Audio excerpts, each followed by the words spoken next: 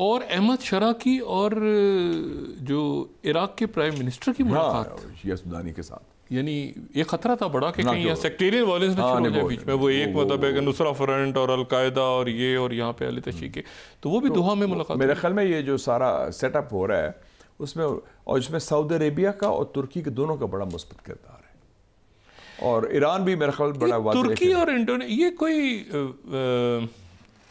कोई डिफेंस के हवाले से मामला तय पा रहे हैं। इंडोनेशिया यहाँ पे कहीं तुर्की पर, ये आपके पास है खबरें कोई टर्की के कोई? देखें जी, प्रेसिडेंट अर्दोगान आए पिछले दिनों, उन्होंने कहाँ दौरा किया? Pakistan, Indonesia, Malaysia. ये चारों मुल्क जो हैं बड़े तगड़े मुल्क हैं मुसलमान के हवाले से, ठीक है, सलाहियत के हवाले से, माजी के रोल के हवाले से, मुस्तकबिल के हिकमत अमली के हवाले से। और तुर्की इस वक्त, जब अमेरिका ने अपनी टेक्नोलॉजी इनकार कर दिया, तो उनकी टर्किश एरोस्पेस इंडस्ट्रीज़ है एंकारा के बाहर, जिसका दौरा मैंने पिछले साल किया भी था, वो बना रहा है जिसे कहते हैं कान, KAAN फाइटर जेट। अच्छा, जो ये फिफ्थ जनरेशन उसका मुकाबला करने के लिए F-35। और उसके साथ साथ शुनीद ये है कि इंडोनेशिया भी, पाकिस्तान भी और सऊदी अरेबिया भी ताउन करना चाहते हैं, कुछ पैसे के ज़रिए, कुछ टेक्नोलॉजी के ज़रिए। ये पहला मेजर इनिशिएटिव है मुस्लिम दुनिया में डिफेंस प्रोडक्शन के हवाले से। सऊदी अरेबिया, टर्की, पाकिस्तान और इंडोनेशिया। अच्छा, इंटरेस्टिंग। ये पहली दफ़ा, और इसका जो ड्राइविंग फोर्स है, इसका जो महवर है, वो सदर रजब तैयब अर्दवान है। उनका विजन है कि ये करेंगे, डिफेंस प्रोडक्शन के ऊपर खुद कफालत हो। हम ये ना डिपेंड करें जी आज ये अमेरिका का मूड ख़राब हो गया, आपसे नाराज़ हो गए, बंद, टेक्नोलॉजी भी बंद, जहाज़ भी बंद, जो हमसे होता रहा। अल्टीमेटली तो फिर हम अपने फारग कर दिया ना, हमने कहा जाओ यार हम अपना काम करते हैं। JF-17 हमने बना लिए थंडर, अब JF-10 भी आ गए हैं, न्यूक्लियर बॉम्ब भी बना लिया। इंडिया, JD वैंस, नायब सदर, इंडिया बहुत घबराया हुआ है। नहीं, नायब सदर दौरा कर रहे हैं, अमेरिकन वाइस प्रेसिडेंट, उनकी बेबी के साथ जा रही है। वो PR का दौरा है, पब्लिक रिलेशन का। उषा साहिबा जो है अपने गांव जाएंगी, अपने घर जाएंगी। नहीं, लेकिन क्या इंडिया के एटीट्यूड पर बड़ी तब्दीली आई है टुवर्ड्स चाइना। अच्छा, धीमा हो गया। अच्छा, उनसे मुज़ाकरात भी कर रहा है और सॉफन अप कर रहा है। उन्हें कहा कि जी अमेरिका ने जो खुली छुट्टी दी थी बाइडन ने, वो तो ट्रंप नहीं दे रहा। ट्रंप तो हमें तंग कर रहा है। हम इमिग्रेशन के 7.5 लाख इलीगल इंडियंस हैं अमेरिका में। मेक्सिको, अल सल्वाडोर के बाद सबसे बड़ी पॉपुलेशन जो है इलीगल्स की, वो तो हिंदुस्तान के लोग हैं। ख़ास तौर पे वो भी कहाँ के हैं? गुजरात, हरियाणा, बिहार, उत्तर प्रदेश, नॉर्थ इंडिया के हैं।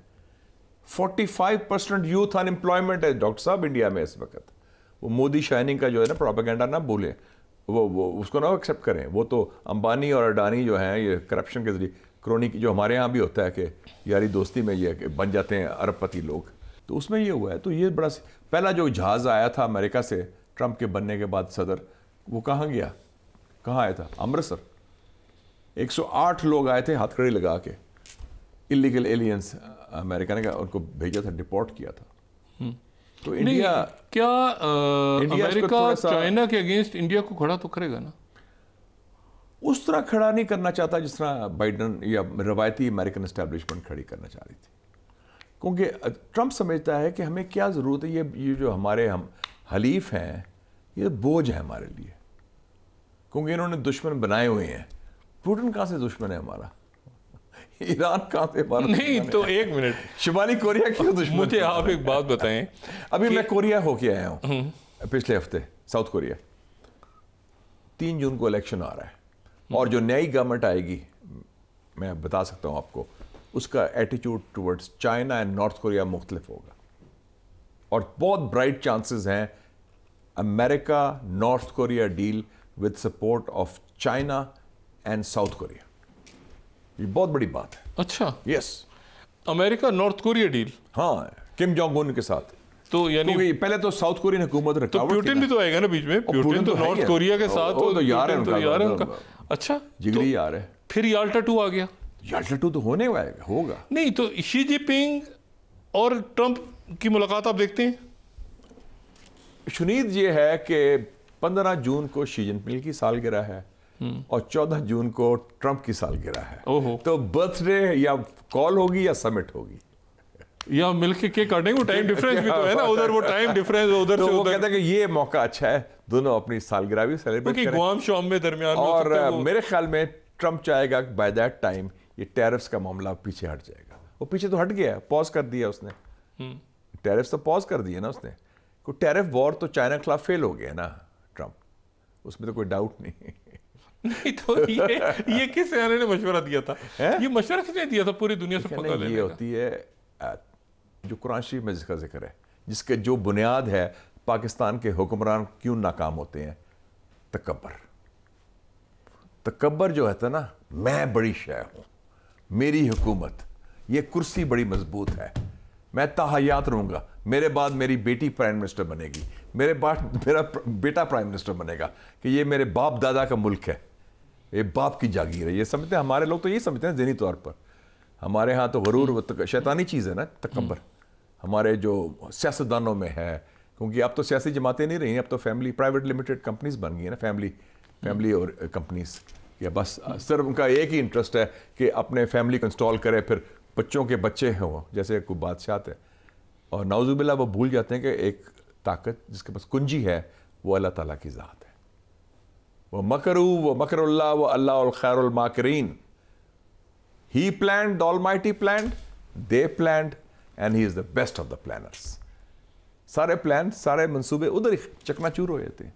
तो वो जो तकब्बर था ना, अमेरिका बहादुर। मुशाहिद साहब गुफ्तगू जारी रखेंगे। ख़वातीन और हज़रात, एक छोटा सा वक्फा, और वक्फे के बाद दोबारा हाजिर होते हैं।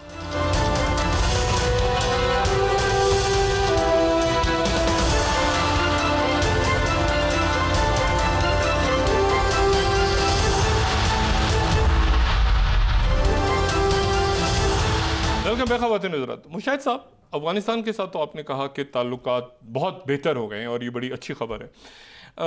बांग्लादेश के साथ हमारे मामलात किस रुख पे जा रहे हैं, ये ज़रा बयान कीजिएगा। बांग्लादेश, एक तो हम अल्लाह ताला का शुक्र अदा करें कि एक इंकलाब आया है बांग्लादेश का, और मैं समझता हूँ कि जो बांग्लादेश का इंकलाब आया है वो एक तारीखी वाकया है। खानदानी मोरूसी सियासत से जान छूटी नहीं, हिंदुस्तान की प्रॉक्सी से जान छूटी। और मैं ये भी कहना चाहता हूँ कि जो 2 नेशन थ्योरी कायदे आज़म ने पेश की थी, जो बुनियाद है पाकिस्तान की, वो विंडिकेट हुई है बांग्लादेश में। उन्होंने कहा कि हमारी शनाख्त, हमारा तशख़्ख़ुस इस्लामिक है, हिंदुस्तान के साथ। मैं वैसे 2 नेशन थ्योरी को दोबारा जिंदा करने में एक और शख्सियत को भी क्रेडिट देता हूँ, वज़ीर आज़म नरेंद्र मोदी। यस, देखिए ना, ये वक्फ और ये आप देखिए, बिल्कुल कायदे आज़म ने ये हर जगह पर, कायदे आज़म ने ये सोच 80 साल 90 साल पहले देख ली थी कि हमारा इनसे गुजारा नहीं है, ये इतना तासुब है, इतना तजाद है, इतना तकसीम। हमारे भी बहुत अच्छे दोस्त है वहाँ इंडिया में मौजूद, लेकिन ये जो नरेंद्र मोदी ने किया, मोदी ने आके तो उसको वो जो कायदे आज़म ने फरमाया था उसको साबित कर दिया कि 2 नेशन थ्योरी, 2 कौमी नजरिया एक जिंदा नजरिया है, और उसकी बुनियाद खुद हिंदुस्तान ने साबित कर दी। हिंदुत्व क्या है? और उसके बाद जो बांग्लादेश में हुआ, उन्होंने ओवरथ्रो कर दिया, और सारा प्रोपेगेंडा बांग्लादेश के खिलाफ कौन कर रहा है? हिंदुस्तान कर रहा है। हत्ता कि जब मोदी गया उसके पास, ट्रंप के पास, और उसने एक स्पॉन्सर्ड सवाल कराया चमचे के इंडियन जर्नलिस्ट से कि सर ये वो जो deep state of the US is involve in this ouster of Mrs Hasina Wajed. तो उसको कहा, मैं I don't know what you are saying. उसको समझ नहीं आई, को साउथ इंडियन था एक्सेंट का। फिर पहली दफ़ा हुआ कि वो अंग्रेजी का सवाल तर्जमा किया गया अंग्रेजी में ट्रंप के लिए, और याद है नहीं, वो वापस आके फिर थोड़ी देर बाद उसकी तरदीद हुई थी कि ये कोई तीसरा मुल्क, क्योंकि उन्होंने कहा था कि मैं दोस्ती करवा देता हूँ, शी जिनपिंग से आपकी दोस्ती करवा देता हूँ, आपका कोई मसला है। तो उसने कहा नो, ट्रंप ने कहा कि the deep state was not involved.